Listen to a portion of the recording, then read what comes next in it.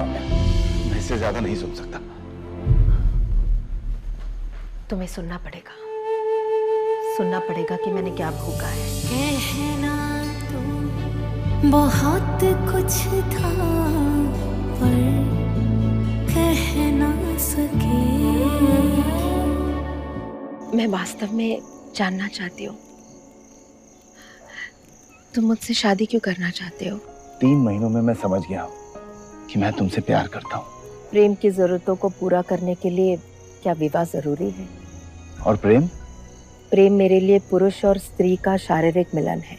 तुम्हारी बातों से ऐसा लगता है सौम्या कि हम दोनों कभी भी एक साथ नहीं रह सकते। पढ़ सको तो पढ़ लो मेरी आँखों से ये मजनू बयां कर सकूं, ये इतना आसान था, ये